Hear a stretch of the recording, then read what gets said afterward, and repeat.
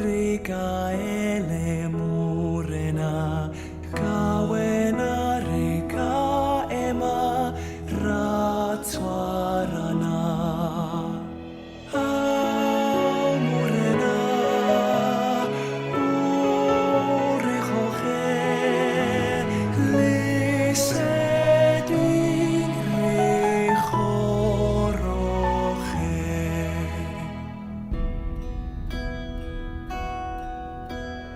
Waar die wilgers welig spruit, doringboom sy skadu sprei, soos ons groei in kundigheid, mag U ons lei. Sien ons hoe hier lei met die hand, laat wie sien rus oor ons land.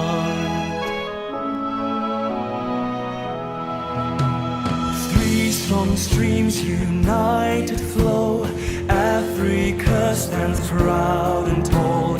As we learn, we trust, we know God is in control. Bless us, O Lord, guide us with grace. May northwest be blessed always. Bless us, O Lord, seal ons lief. Ore Jehovah Semporena, seal ons, bless us, O Lord.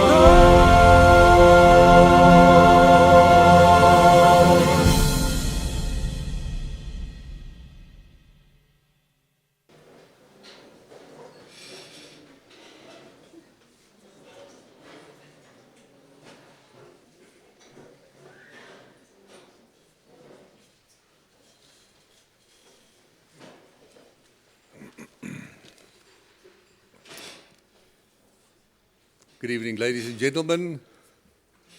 My name is Herman van der Merwe. I'm the Deputy Dean responsible for teaching and learning. And it's going to be my privilege this evening to firstly share with you a few words from Philippians and the first book of Corinthians before I welcome you all here.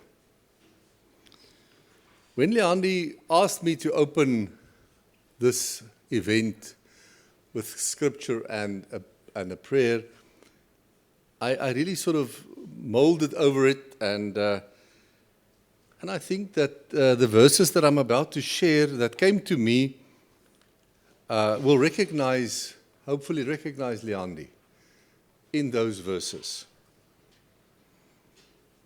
First, I'm sharing with you Philippians 4, verses 6 and 7. In Afrikaans, dit moet sê, moet oor niks bekommerd wees nie, maar bid oor alles.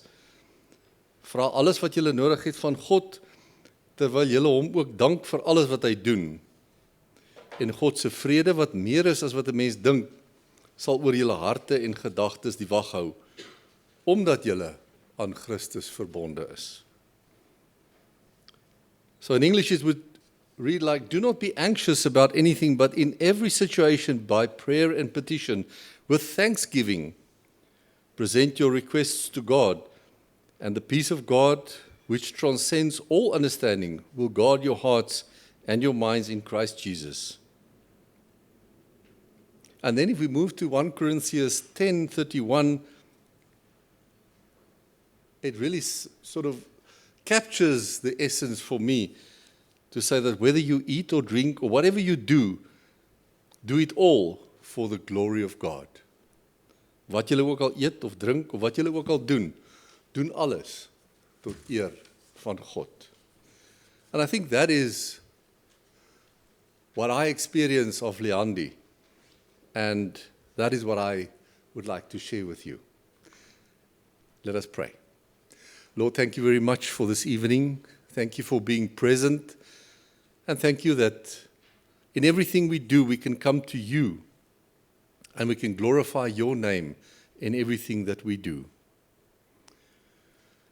O Here, ek wil vra dat U vir Liandi en haar gesin sal seën en elkeen se grondgebied sal vergroot. Wil U hulle onder U beskerming neem, hulle toevou in U liefde en alle onheil van hulle weerhou. Lord, and when we also say this, we also know that we are going to celebrate, and you celebrating with us, and we glorify your name for that. And when we sit down and eat and mingle and mangle, I want to ask you that you would bless the food unto us, and that the strength that we gain from that we'll use that to glorify your name. Oretsegofatse morena, seën ons, o Heer. Bless us, O Lord. Amen.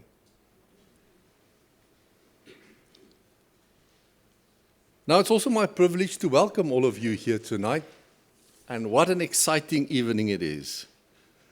Fantastic venue, and if you see the sun setting over the river, isn't it fantastic? It's absolutely beautiful. So thank you for choosing this venue.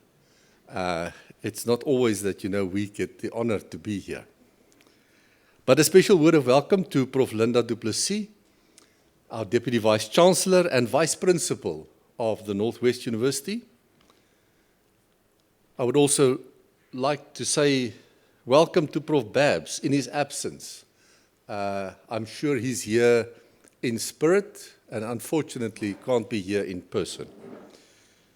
Prof Ntebo Moroki will be following the procedure online.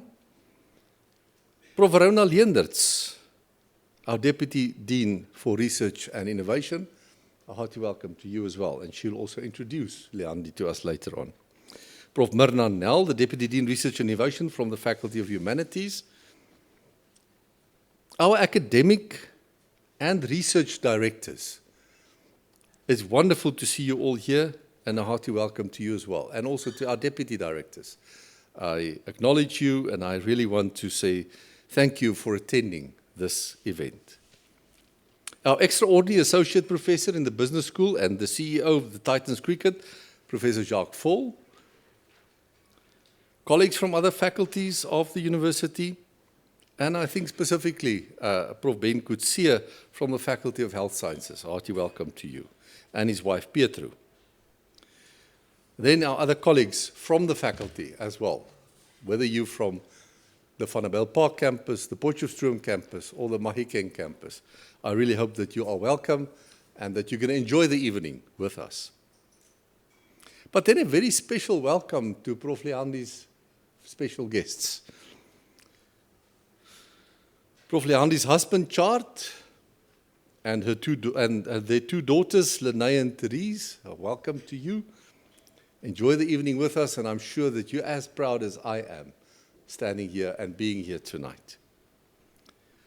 Mr. Pieter and Mrs. Esme Janse van Rensburg, her parents, and her close friends Otto and Annerine Wenholt, and Tiki and Lars Stein. But last, but not the least, is a hearty welcome to our Professor, Liandi. The reason why we're here today, I really hope that you're calm and you're ready for us and ready to rock and roll. Today is really a proud and joyful occasion for the faculty, and I must say, I am personally also very proud of Liandi. So, what a privilege to be here tonight and to honor and to listen to what she's going to share with us. Now, this is an academic occasion, so we need to learn something there. So the concept of professor was recorded in the late 14th century and is directly deducted from Latin, which means a person who professes or is an expert in some art or a teacher of the highest rank. That's a professor. As a noun, the word is propheteri, which means to lay claim to or to declare openly. That's what's going to happen tonight. Ne? To declare openly your knowledge. It was first recorded in 1706 as a title prefixed to a name, and the short term of Prof was recorded in 1838. I don't think it's got anything to do with a great track or something like that. No. But okay, so in 1838, the word Prof was actually conceptualized. Now with that in mind, and in recognition of the excellence and exceptional academic leadership at the Northwest University, we only confer the title of professor to those who really possesses the highest academic qualities that you can find.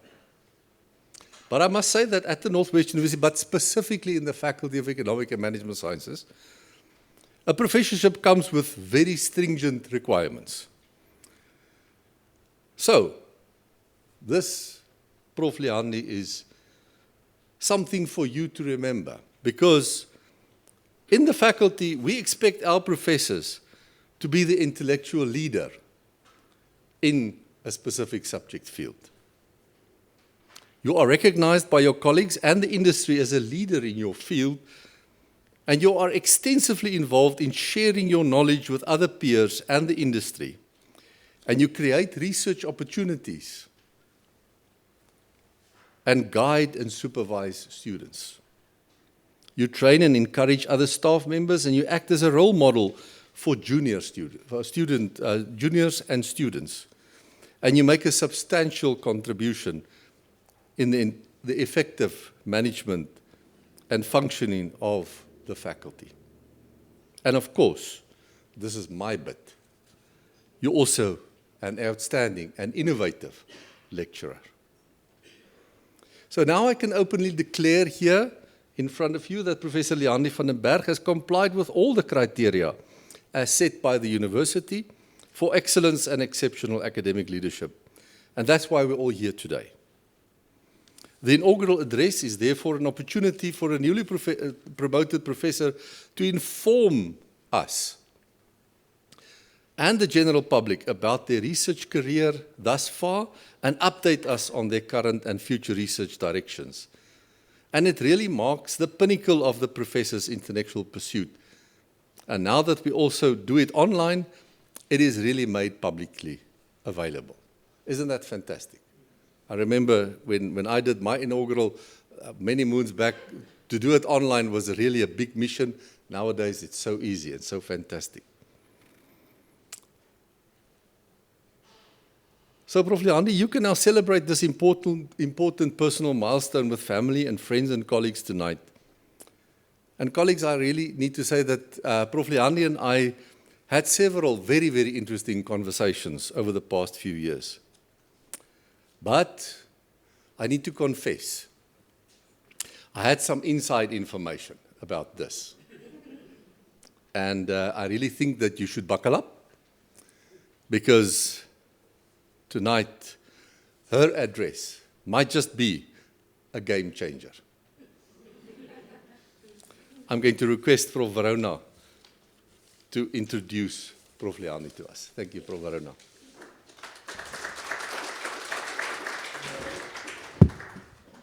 Can you just adjust, please?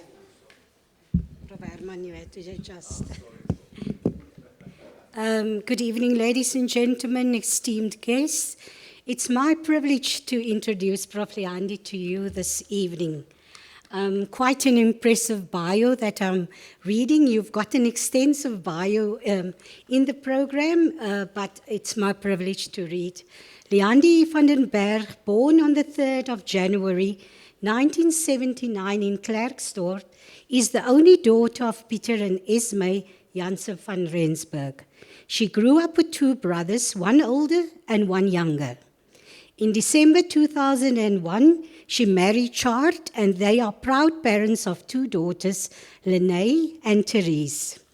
Liandi completed her matric in 1996 at Hoërskool Westvalia and embarked on a tertiary education at the Potchefstroom University for Christian Higher Education, known as the PU for CHE, in 1997.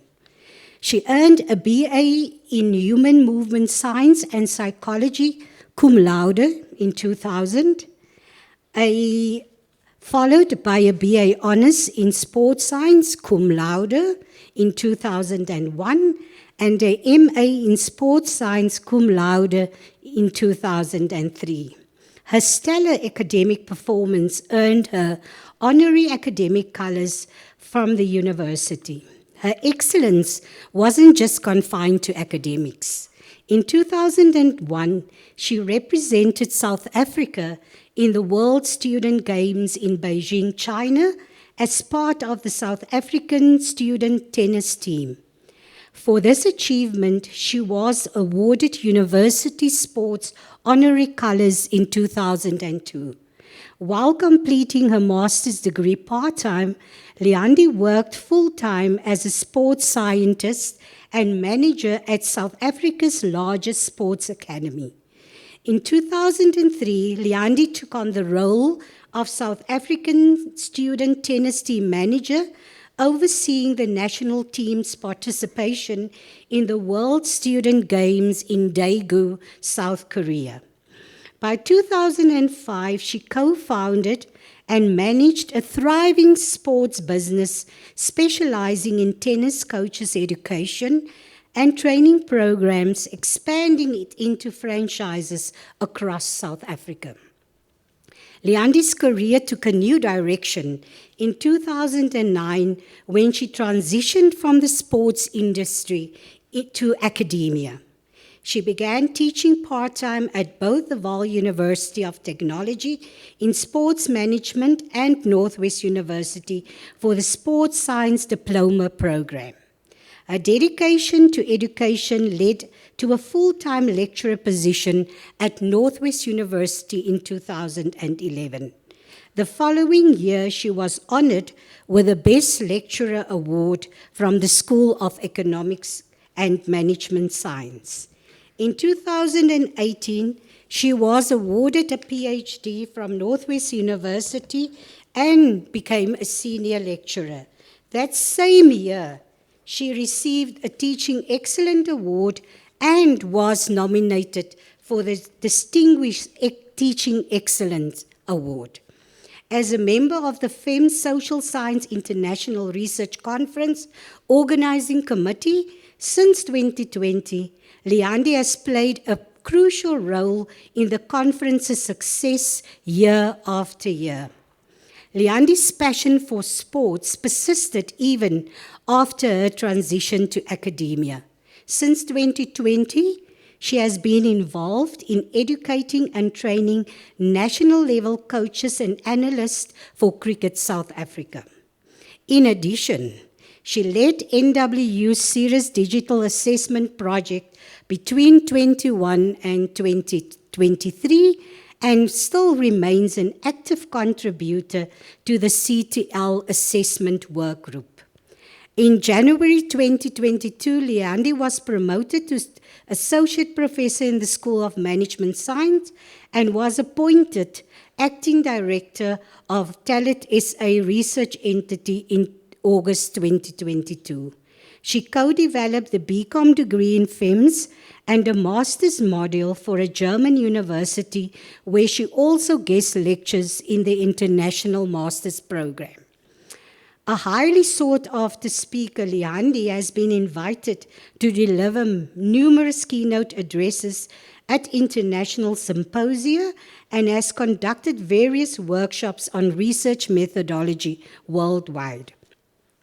As an active reviewer for over 20 national and international journals, she has successfully supervised several master's and PhD students. Currently, she's supervising 2 masters and promoting 4 PhD students. Liandi's research portfolio includes more than 42 accredited international journal articles, conference papers, and contributions to textbooks and research books. In November 2023, she was appointed as Director of Talit SA, where she provides staff in FEMS with training and development in technology-enhanced teaching and learning. She also manages numerous national and international research collaboration projects. Additionally, Liandi is a key member of the NWU Digital Business Strategy Core Group and the Institutional Artificial Intelligence Workgroup.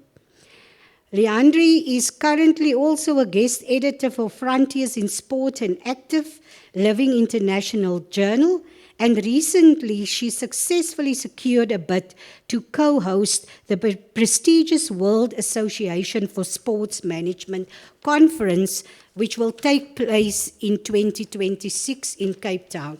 So colleagues and guests, you see an extensive CV of Liandi, and it was longer and I shortened it, but colleagues and esteemed guests, it's my honor to welcome Liandi and for her to share her address, A Game Changer, Competitive Intelligence and Elite Sports Team Coaching.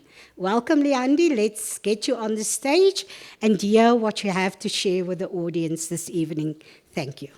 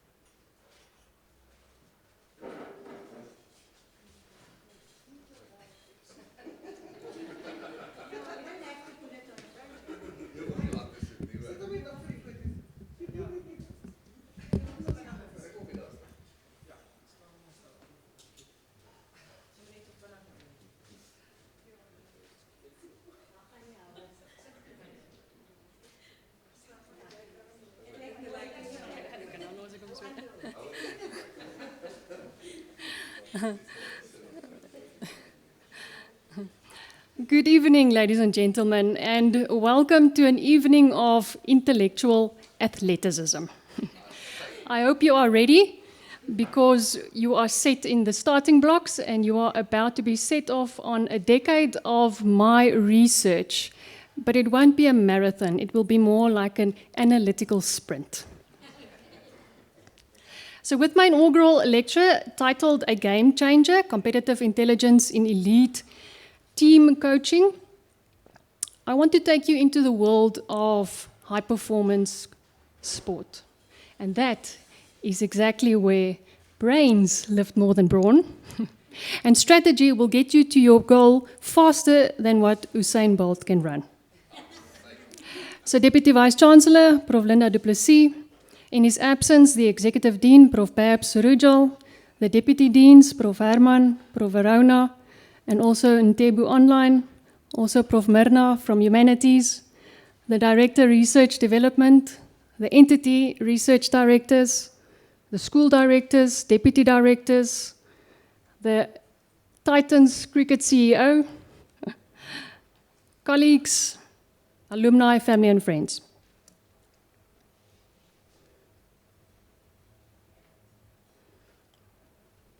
There's a bit of a lag, apology. Did you know that elite coaches remember only 30% of what happened in a match? And while elite coaches admitted that they do not use video footage or match statistics to then fill in the 70% blank, the question is, do they fill in the blank to prepare their team for the next competition? The best international coaches provide the answer by showing us how to fill in the blanks very intelligently. And their ability to do so exemplifies what it means to be a competitive, intelligent coach. But what defines a competitive, intelligent coach? Well, that's very simple. The definition of a competitive, intelligent coach is Rassie Erasmus. Prof Linda, you can hand me my certificate. Everybody fully understands what is a competitive, intelligent coach. We can have a nice evening. But colleagues and friends, in this captivating world of competitive sports, yes, Erasmus added a touch of wit to the science of outsmarting the opponents on the field and a bit of antics off the field as well. But although Rassie is a phenomenon, an intriguing phenomenon, my research does not include rugby. And you might ask why. Well, again, simple. Rassie is there, and the sport doesn't need more intelligence. So I turned my attention to sports that do need intelligence, like cricket and netball and field hockey. Predominantly cricket.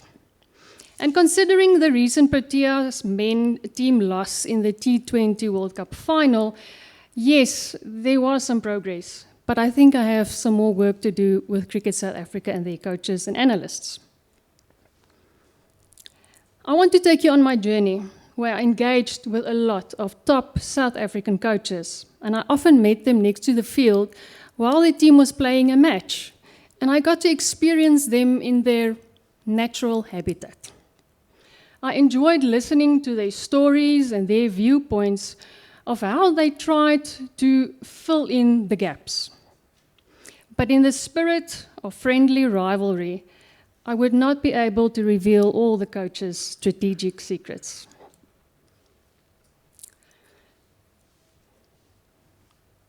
A Chinese general and a military strategist, Sun Tzu, who lived around 500 BC, said the following: "If you know the enemy and know yourself, you need not fear the result of 100 battles.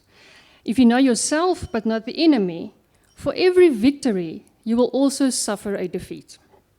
If you know neither the enemy nor yourself, you will succumb in every battle."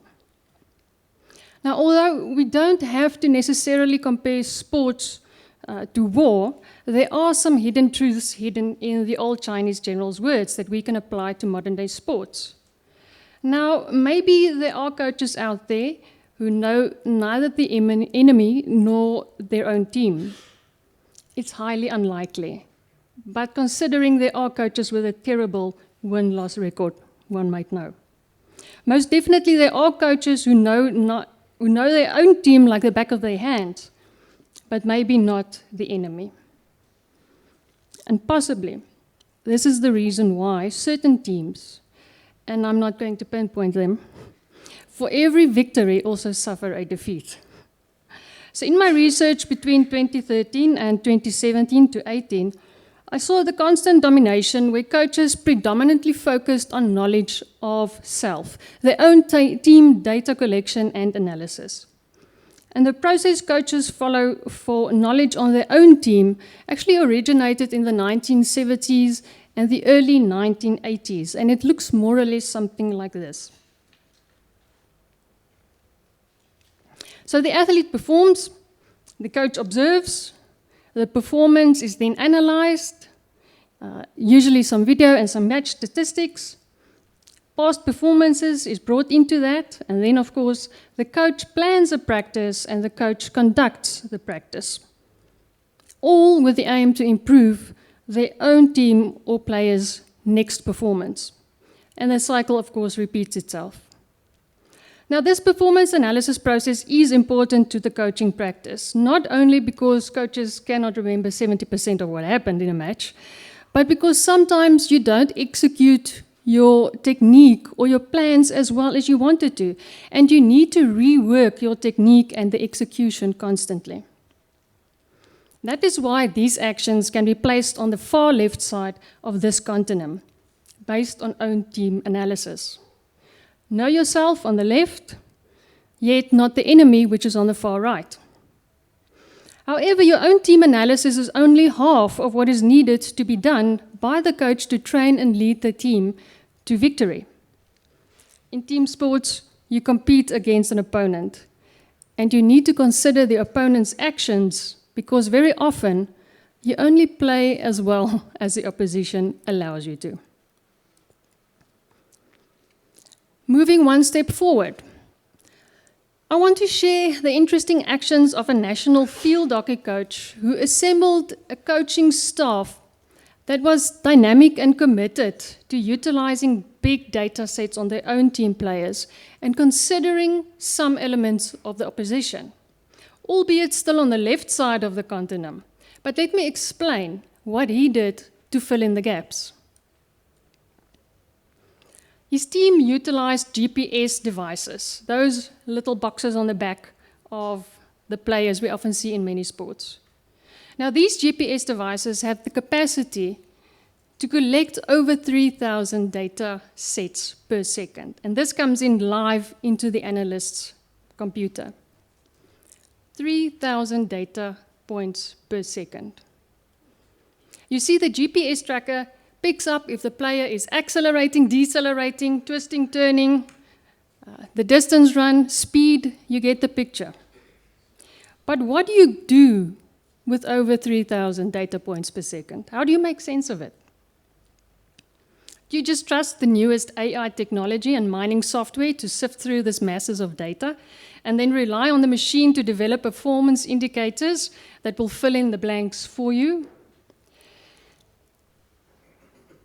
In recent times, although AI has become much more advanced to perform such tasks, it is still necessary that the coach formulates certain measures of success. Now, in this example, the highly skilled analyst, a coach, and assistant staff members spent a couple of years dissecting, analyzing, and reducing the 3,000 data points per second from the GPS readings to only 6 graphs, where players' match performance was condensed in a visual manner. Now, for the sake of player anonymity and also the coaches and the analysts' intellectual property, these aren't their real graphs. It's only a depiction of what the graph would look like. But for the hockey team, each of the graphs indicated the player's performance. It calculated using a couple of the data points from the GPS. And every player would receive these 6 graphs after the match. And they would exactly know what it means, even if they received a 6 out of 10 in a match that they won comfortably. They would know exactly what they had to change for the next match. Now, what made these performance measures even more valuable was that the graphs included the rating of the opposition team as well. So, depending on how strong or how highly ranked the opposition team was, the SA's players' own performance rating for that match would be readjusted according to the opposition's strength. So within this elite sports setting, the team had access to highly trained and highly skilled analysts and knowledgeable support staff who purposefully engaged with the coach in a process to define and refine their own team performance measurements using opposition standards within the calculations and as a benchmark. It was a brilliant piece of analytical work done by a dedicated team over a period of time. And the lesson that we can learn here is data tells a story. Is the coach willing to listen? Or in this instance, to look for it? Is he willing to search, to reduce, and then skillfully visualize data into a format that has meaning and informs the performance of individual players and the team in relation to opposition standards? I also encountered a number of coaches who were crossing over to the other side. They would tell me how they perform an in-depth SWOT analysis on the opposition team. Now, the SWOT analysis on the individual players and the teams they showed me was often very well executed. It had detailed information, videos, graphs on the opposition's strengths, weaknesses, threats, and the opportunities that they identified to counter the opposition's abilities. However, many coaches and teams performed this analysis only at the onset of the season. And because they felt they knew their opposition so well, and because the analysis took so much time and effort, and because it provided them with enough information, they did not continuously in the season do another analysis over and over again before each competition. Until something didn't go to plan, and they succumbed in a number of battles. then, yes, they would again start calling on the data collection and analysis.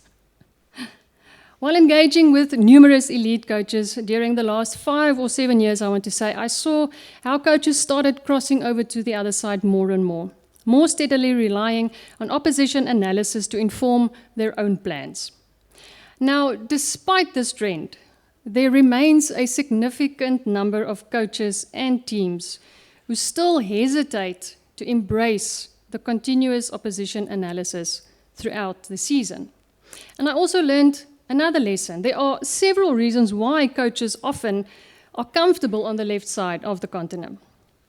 And although there are numerous external factors, such as a lack of resources or finances, I want to share 4 internal perceptions and actions that keep coaches on the left side of the continuum. In the last decade's abundance of data and information, coaches simply drown in too much data. They often say it will just keep them busy for 1,000,000 years. Most coaches would drown in 3,000 data points per second. And most coaches won't take the time and effort to sift through it. Other coaches don't have the skills, the patience, the staff, or technological resources to follow a similar route than our national hockey coach. And due to this overabundance of data and information in this digitally transformed industry, coaches also often don't know what to look for. And then they revert back to their senses and easily understandable information. And I quote, "I would rather focus on the nuances of the game. Look at the players for information and their body language, the conversation in the dressing room." But before we judge the coaches too harshly, it's not that easy to determine which information on the opposition you need, especially if you consider that you have to discern between the following information. Information that is unsatisfactory but recognized and needed. Information that is necessary but unknown that is needed. Information that is required but unavailable. Information that is provided but not asked for. Information that is wanted but not needed. So examples of these would then include excessive historical or statistical data, the opposition team lineup, a bowling plan. In hockey, there's split or formation. Sometimes a scanty pitch report that was done superficially and quickly. A lot to consider, isn't it? But another reason why coaches do not always reach the opposition team analysis side of the continuum is because they simply enjoy making decisions on a gut feeling. Not to discredit this, it is a well-known fact that coaches have had a hunch and they made a call and it worked out perfectly for the team. But a gut feeling decision refers to the capability to act or decide without deliberately and consciously balancing alternatives, and without following a certain rule or routine, and possibly without awareness. How happy would the South African spectators be if all our national coaches made their strategic decisions and player selections on a gut feeling? Yet, many coaches who I interviewed proudly mentioned they're making gut feeling decisions, which means that they actually often discard data and information, trusting their own knowledge and experience and skills above the data. Remember lesson 1? Data tells a story. Is the coach willing to listen or look? Another reason why the coaches operate on the left side of the continuum is what I call the "where's Wally" effect. If I asked you to search for Wally, will you find him? I hope you found him. He was in the middle. Now, in your quest to find Wally, if I asked you how many ships were there on the ocean, would you know? If I asked you how many umbrellas on the beach, could you answer? Did you pay attention to it? Now, you may have stumbled onto other aspects and accidentally picked up on it, and now you can recall it, but you were looking for Wally. And then usually you find Wally. So confirmation bias then refers to a person's tendency. Apology, this is not the Where's Wally effect, it is confirmation bias. But it refers to a person's tendency to search, interpret, and recall information in a way that aligns with our pre-existing values, our opinions, or our beliefs. So this biased approach to decision making is largely actually unintended. But a person ignores information that is inconsistent with their beliefs. I've heard so many coaches say that they have a specific strategy that they want to apply, and then they ask the analyst to find information to support this. This is still actually on the left side of the continuum. But in formulating a strategy, not based on a gut feeling, as the Chinese general rightly pointed out, there's a balance needed between the knowledge of self and the knowledge of the opposition. And coaches are most often very skilled in analyzing their own team performance, but they have to learn to include more opposition analysis in their coaching practice. At the elite sport level, the players' skill and execution are so well developed that it isn't necessary to spend the majority of the time on the analysis and the refinement of their own performance. And in recent years, as I mentioned, I have witnessed more of a shift where coaches included more and more activities to fill in the blanks and knowledge of the opposition. Because, considering that the main objective of sports relies on rivalry. It's two teams striving to attain the same objective. And it's no fun sharing it. Drawing a match is like kissing your sister. So the reason why competition holds us as spectators so captive lies in the fact that the two teams strive to gain or win something by establishing a superiority over the other. And this superiority should not be known or predetermined before the end whistle blows. And hence, probably the best Rugby World Cup ever, with 3 nail-biting rivalries ending in defeat and despair for the one team and ecstasy for a nation through one singular point. Now, one way to establish superiority, even with 1 point then, is to leverage the ability to acquire the secrets of the enemy, or then available analyzed information on the competitors, and to apply that and to counter their actions. So the definition of competitive intelligence is that it is a systematic process for gathering and analyzing information about your competitors to inform your own strategic decision-making, to counter their actions. In my research, only 43% of top elite coaches indicated that their management team followed a continuous, systematic process to collect and analyze competitor and environmental data. And therefore, it was evident that coaches need a systematic process to create intelligence for their decision-making. This process will take them to the far right side of the continuum, where they then predominantly focus on opposition team analysis. I investigated the what and the how of the opposition team analysis process that coaches followed. And I used the individual best practices of the coaches and analysts, and I put them together to indicate the ideal CI process to create knowledge on the enemy. Now, this competitive intelligence process model has definitive phases, but in its simplest form, it begins similarly to the general asking his spies for information on the enemy. In sport, it's the head coach worrying about the next match, and then start talking to the assistant coach and the analysts and senior players about their own team, but hopefully more on the opposition. And they would then express a need for certain key information or intelligence topics. Whereafter, someone has to collect the data. In sport, without espionage or unethical ways of obtaining data. And then validate and store the data for the analysis part of the process. Dissemination or communication of the findings completes the CI phases. And then the newly obtained enemy secrets, called actionable intelligence in sport, are transferred to and made available to usually the decision maker or the head coach. Now, the dissemination is usually not limited to the head coach, but also very often include the senior players.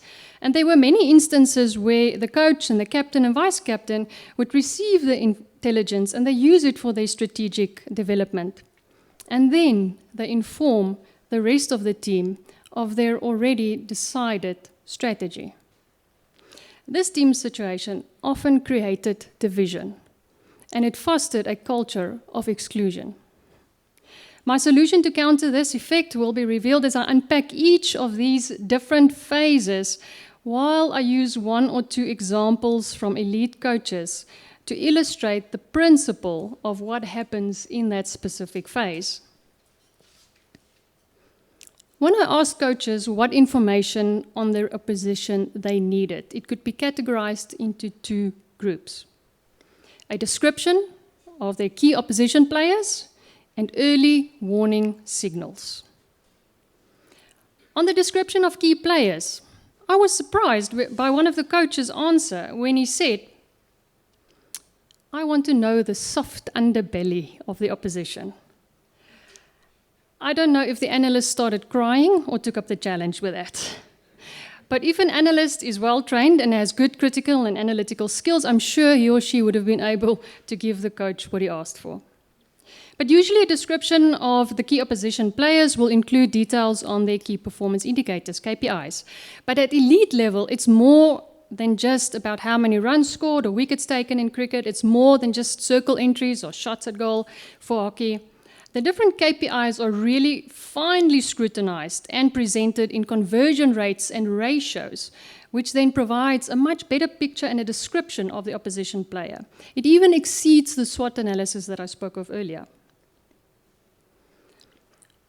One of the elite coaches also surprised me on the early warning signal type informational needs, when he proudly admitted that he followed the Instagram accounts of some of the opposition players. And then one day, that one of the young up-and-coming newcomers to that team posted on Instagram, "I'm playing my first match on Saturday." So he shared the good news with friends and family and fans, and unknowingly also with the opposition coach, who was looking for that golden nugget of information in a strange yet informative place. This light-hearted example of an early warning signal just indicates it refers to things that might catch the coach off guard. Catchers don't like sudden changes.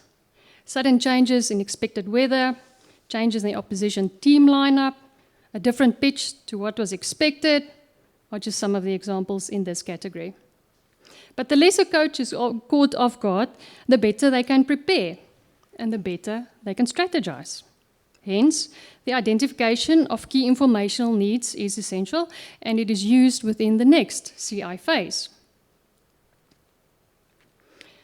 Of data collection, and here we have specific role players now that have to jump in and they have to start collecting data. Now, of course, data collection takes place before, during, and after the match, and it's done in specific ways and for specific reasons.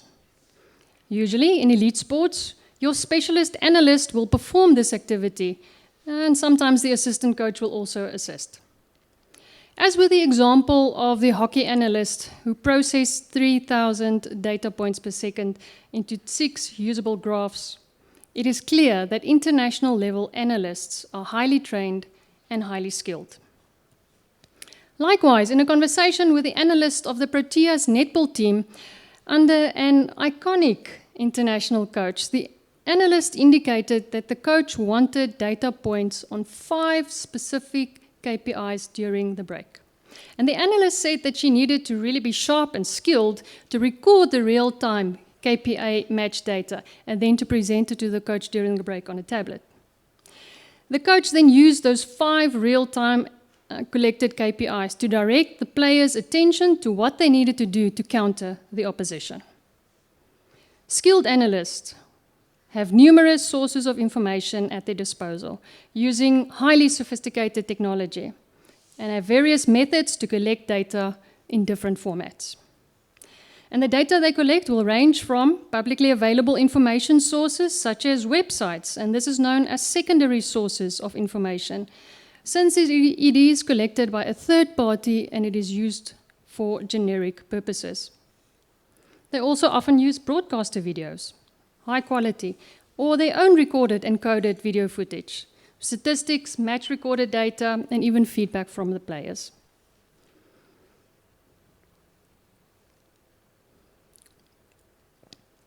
But in my research, only 53% of elite coaches have the luxury of using highly sophisticated technology to capture and analyze their own and competitor data. This could be attributed to the financial disparity that is evident in various sporting codes and levels of competition in South Africa. But having said this, I can tell you about a coach who is now a high-level coach. But he shared with me that while he was coaching at a lower level, he had no financial, human or technological resources to perform data collection. But yet, because he valued certain data points during the match, he carefully created an Excel sheet, and he asked the 13th man to sit next to the field and then insert those key performance elements of their own team and the opposition into these neatly constructed columns and lines. He would then use the simple information during the drinks break to discuss with the batsmen or the bowlers and to guide their thinking then of how to attack the bowling or how to approach a specific batsman. So in this instance, the 13th man does not have a great deal of analytical or data collection skills or sophisticated technology. But the coach directed the collection of primary data, which refers to specific data captured for specific decision-making reasons. Now, of course, this last-mentioned scenario with an untrained and unskilled player collecting primary data would seem like a less than ideal situation, which it might be. But still, the lesson to learn here: CI can be done by anyone, any given time, and in any given format, even the 13th man next to the field. It depends if the coach wants to listen to the data and how the coach values certain data points. The coach cleverly employed simple techniques to ensure data collection, and even in the simplest form, the coach succeeded in creating actionable intelligence, and it informed his strategic decision-making during the match.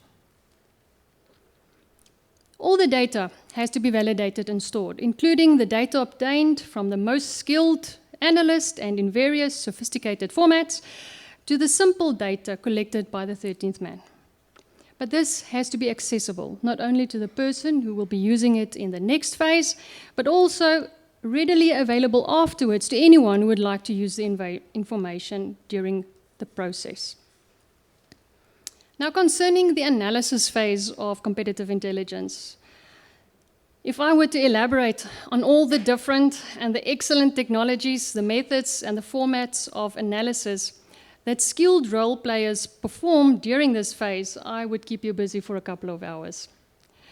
In modern day sports, the team performance setup, they actually employ an opposition analyst to collect and analyze vast amounts of data, but only on the competitors. Now, we see this in many European soccer teams, and of course the Springbok rugby team as well.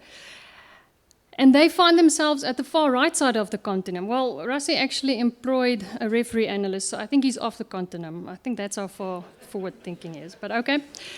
But the general South African sports scene, there are limited financial means, and the team is actually fortunate to have at least one analyst at its disposal. And very often the analyst is only employed for a specific period of time or for the duration of a specific competition.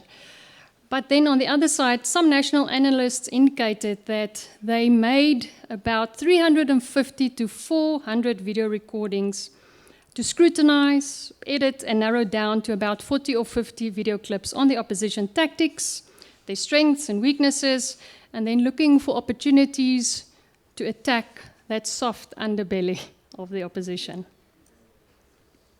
Now, the sports industry has been digitally transformed by various statistical data, video footage, ball-by-ball, individual sensor-based data, which is incorporated into massive digital platforms.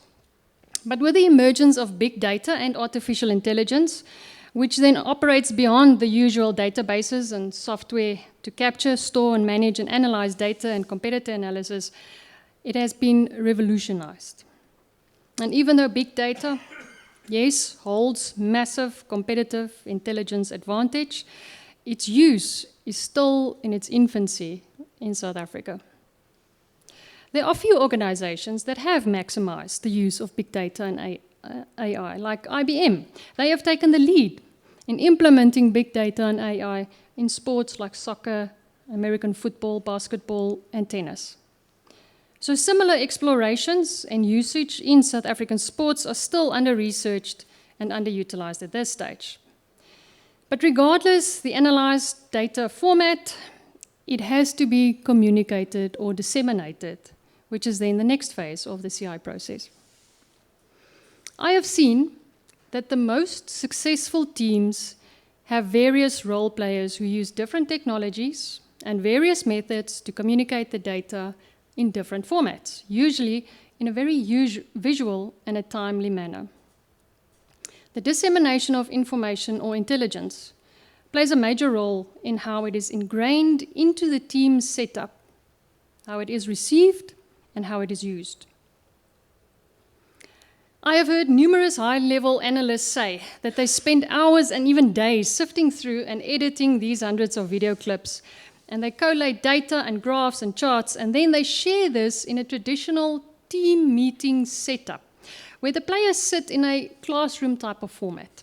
And they look at the screen and they passively listen to what the analyst or the coach or analyst or assistant coach has to display and discuss regarding these analyzed information. Now, this passive learning environment is not conducive to the development of critical thinking and analytical or problem-solving skills. A situation where the players are spoon-fed certain information deemed important by the coach or the analyst is the old way of doing.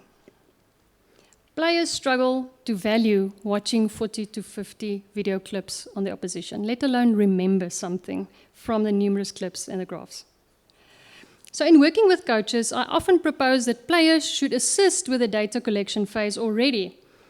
However simple and primitive the data, it will improve over time. There are so many websites, technology, and software available.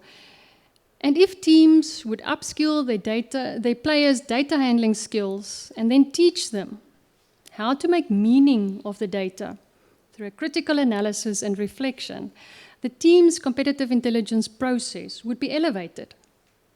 Now, equally, providing each player from the most junior to the most senior in the team the opportunity to contribute to the overall collection, analysis, and dissemination of opposition intel then creates an inclusive environment and through a team effort. Players, therefore, being co-creators and co-responsible, something that the Gen Z is very keen and skilled in doing. So spending much time with various elite coaches, I also found that there are different factors constantly influencing the coach and therefore also the CI process. In this regard, the coach's life, his sport, and his coaching philosophy, knowledge and skills, experience, and various stakeholders, even persons such as the CEO, influence the coach's approach and how they coach. But of these elements, I would like to quickly focus on the coach's philosophy. Coaching philosophies are the foundation that directs a person's coaching practice, and it is mainly based on the person's beliefs and his attitudes and values. It is widely known that a well-developed coaching philosophy contributes to sporting success. Effective elite sports coaching requires a philosophy that aims to create a high-performing team environment where players are developed to critically assess situations, to compete intelligently and successfully. So my research found that a coaching philosophy influenced a coach's competitive intelligence process, where those coaches who demonstrated an intrinsic value to data, who realized their 70% memory gap, and who listened what the data says, engaged in the CI process phases for intelligence creation. And since elite coaches develop their coaching philosophies over time, the younger coaches should be trained to include CI creation then into their philosophies.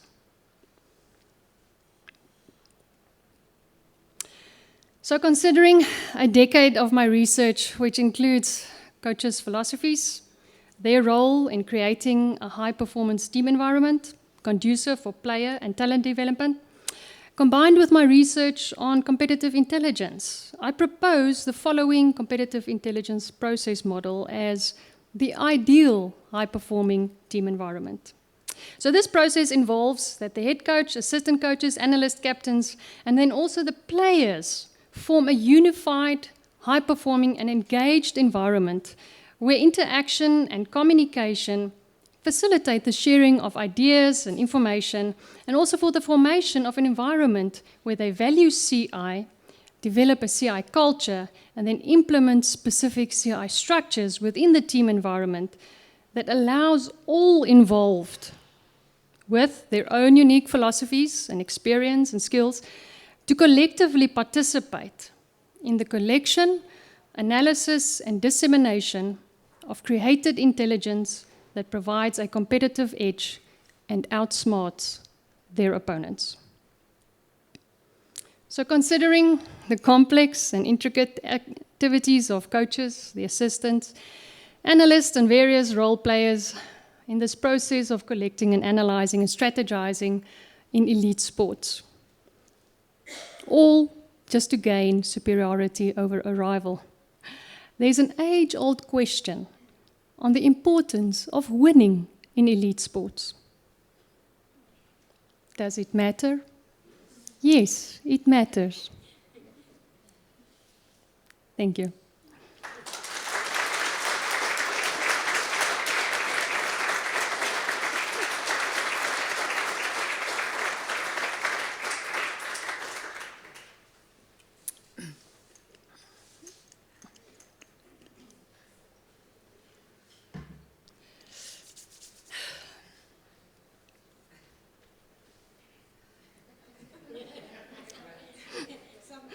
Kyk dit vir die baas.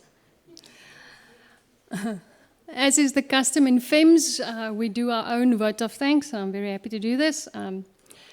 Colleagues, this is such a beautiful setting and a lovely occasion. I just have to lift up my praise to my Heavenly Father and my Lord and Savior Jesus Christ.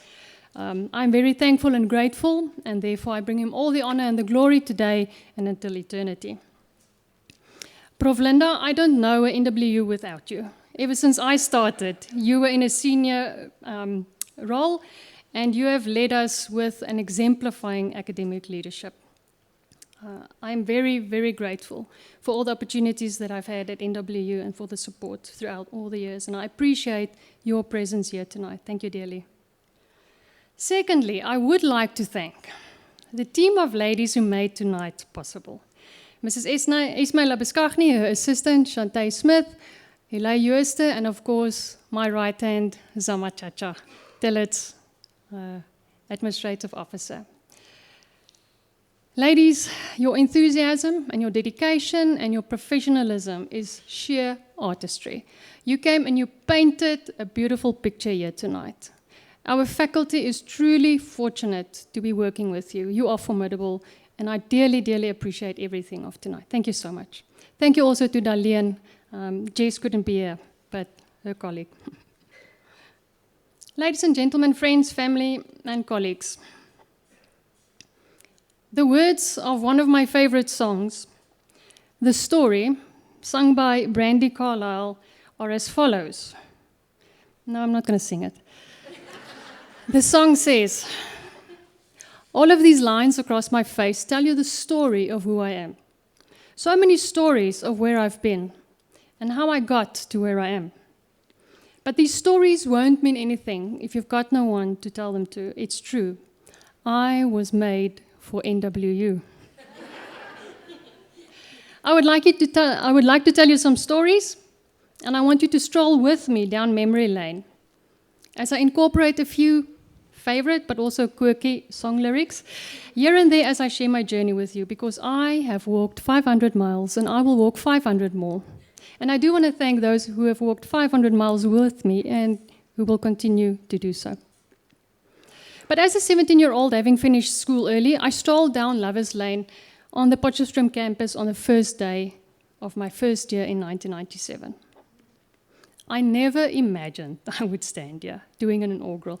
I think I didn't even know something like that existed.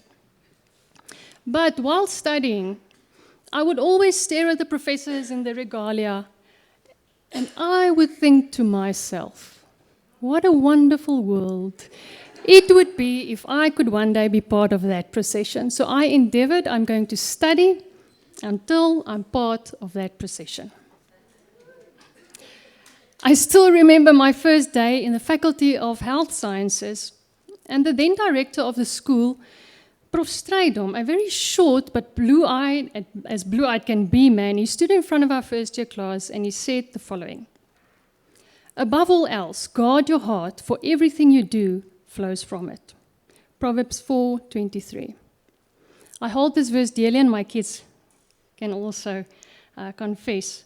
But I appreciated all the knowledge that my lecturers imparted to me, and I was very happy that Ben was assigned as my master's degree supervisor. Ben, I'm going to tell the audience, I was your first master's student. I was a good guinea pig. No. Finish. I'm the first one who finished. Okay, but you learned a lot with me. You could learn through elimination. But Ben and Petra, actually, his wife, also played a personal role in my life and of my then fiancé, Chart.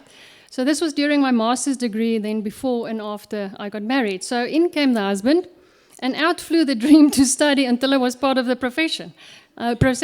And I dabbled a bit at my PhD for a year or so, but I quickly became swept up in all of the work as a sports scientist and manager at one of the largest sporting academies.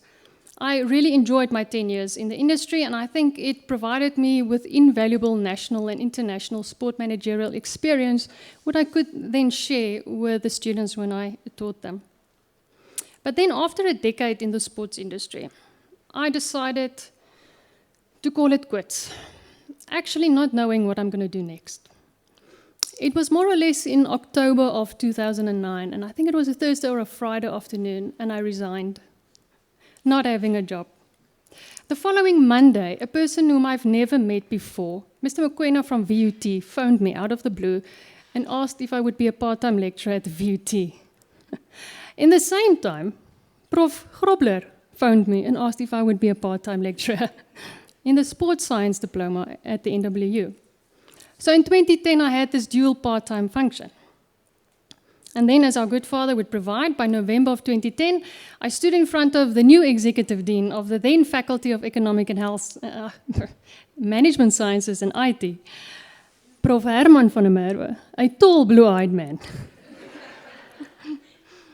for an interview for a full-time position. So my presentation was successful, and I received an offer then for a permanent position at the NWU, but I also received a permanent position offer at VUT, same time. So I had a decision to make. And I remember Prof phoning me in January of 2011 and asking, will I be joining the NWU? Well, the lyric goes, I was made for NWU. Prof Herman, I want to use a metaphor to illustrate to you what you did when you appointed me. Now, in our family, we aren't gambling people, but my one grandfather used this metaphor to illustrate how you support a person. And he said, you don't bet your money on a horse who you think is going to lose. So, Prof Herman, I know you're also not a gambling man. But I want to thank you for betting on me. And I want to thank you for putting the NW's money on me. Now, I might be smallish, but I'm not a show pony. I think with my fast-paced nature, this is a racing horse, and I hope I got you some wins and some returns on investments. But I'm so thankful. Thank you, Prof Herman. The faculty also soon poached Prof Babs from VUT. And when he was appointed as the Research Development Director, he invited everybody in the faculty to engage in a research project with him. And to this day, I can remember sitting in his office and how he patiently went through different aspects of the research. He introduced me to conference presentation, and I've learned so much from his diplomatic ways and his wisdom that he often shares. In his absence, I want to thank him. My first school director was Prof Wynand Grobler. Prof, I remember one day you came into my office with 2 boxes under your arms. And you put them down on the desk. And looking up at you, I was wondering what are in those boxes. And you said, we are going to do some research. These are questionnaires. This is before any ethical clearance, so there's a disclaimer here. I didn't know who collected it, or what the topic was, or what they investigated. I just knew the school director said there needs to be research from this, then I'll give him research from this. But Prof, you challenged me, and I had to deconstruct the data, reconstruct the findings, and I learned valuable skills. I really enjoyed working for you, and I also enjoyed writing with you. Last year and the beginning of this year, when we prepared for the India conference, I always enjoy writing with you, and I would like to write with you again, but not from data from boxes. So after 5 years as a lecturer, it was really time that I do my PhD. And I struggled for about 2 years to finalize my topic and also to secure a promoter, because I wanted actually to do it at another university. But to make it the least painful way for myself, I knew I had to do it at NWU. And then I decided I'm going to ask Ben to be my promoter. I knew him well, he knew me well. The topic wasn't in his research field, but I phoned him and said, Ben, please be my promoter. I wasn't expecting the silence on the other side. I was thinking, surely he's not going to say no. Still some silence. I thought I wasn't that bad of a master's degree student. In the end, I thought, I'll convince you. So I said, Ben, I know what I want to do. I know how I want to do it. You are just there for the formalities. All the forms. That's not what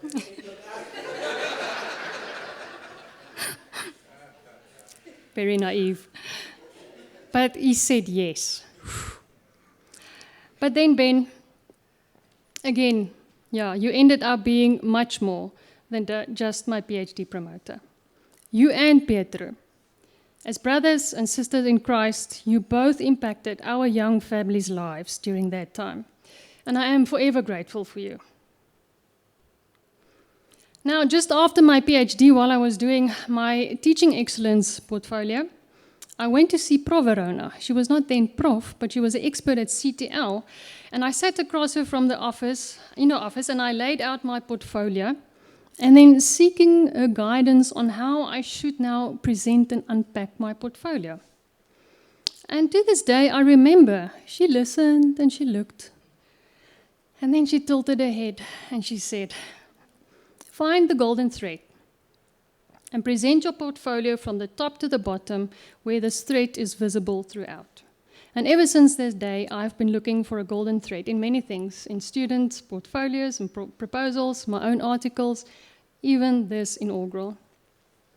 Prof Verona, you see things differently, you lead differently, and you enable me and the others that you lead in a different way. And I appreciate everything that you do.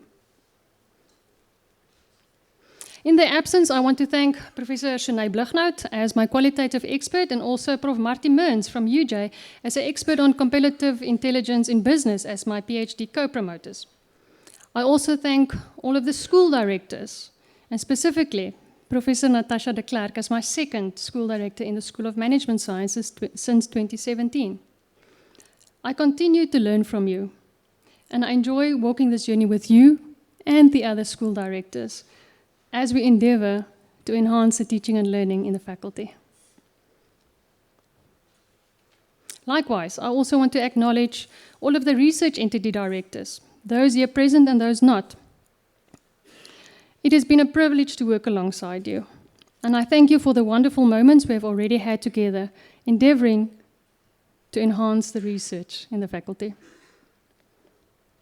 I want to acknowledge my sport management colleagues, Anita, Jackie, and Fani, for the years working together, and paraphrasing a bit, iron sharpening iron, colleagues shaping each other. I thank you also to all the colleagues in Telet SA and those that I've worked with in so many different departments. I know that each of you has impacted me positively in rubbing shoulders with you. To the graduates who are here, who sat in my class, and those who didn't, the impact happened both ways.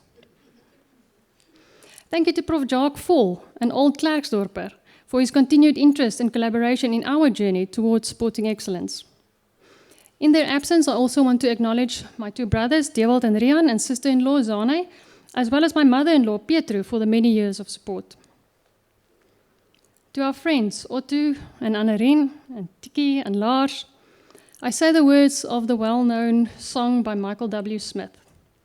Friends are friends forever if the Lord's the Lord of them. Thank you for sharing my journey and my joy.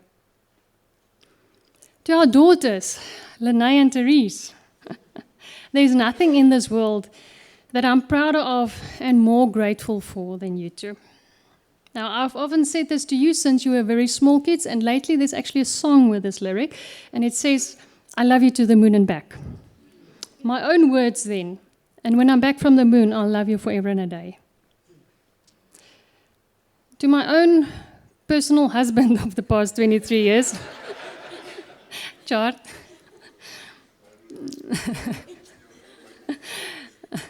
thank you for letting me be me. And to my husband and daughters, I want to echo the lyrics of a song, Never Enough, one of our favorite movies, The Greatest Showman. It says, thank you that you share this with me, because darlings, without you, all the shine of 1,000 spotlights and all the stars we steal from the night sky will never be enough. Towers of gold are still too little, and these hands could hold the world, but it will never be enough for me. Ladies and gentlemen, on a second last personal note, as a family, we celebrated my mother's birthday on Sunday, and also my parents' 48th wedding anniversary. So Dad and Mom, I want to thank you for being steadfast and the foundation of our family, and living a life of integrity and teaching us in this life you do what you said you'll do. Then lastly, when we were given the opportunity to pick a date for the inaugural, I provided Darlene with 3 possible dates, and I said whatever would work for all the different inaugurals and all the faculties that have to find a spot, I will take that date. And then she emailed and said this is the evening. So that evening, I phoned my father and I said, Dad, will you and Mom please come to Van der Bijl Park on the 27th of August? Because, Dad, I organized you a birthday party. I also mentioned there will be a function, and they call it an inaugural. I'll do a speech or something, but he didn't have to worry about that. But I explained the nice thing is that he will spend it with us and family and friends. I said, yes, the weird thing would be there will be people that you don't know, but it will be good. You can have a nice meal, a nice wine, glass of wine, and the best thing is, Dad, the NWU is paying for this. Happy birthday, Dad. Thank you for sharing your special day with my special day. So, ladies and gentlemen, a birthday celebration needs cake. So I did not bake it myself, but I personally paid for and organized then a professional baker to bake the cupcakes. And although there will be a lovely dessert served by Pondeval, there are cupcakes on your table and you can take them home. So colleagues, whenever you eat it tomorrow or when you eat a cupcake in future, please think of this special occasion that you shared with me. And then also remember that competitive intelligence in elite sport team coaching is a piece of cake. Thank you and enjoy the evening.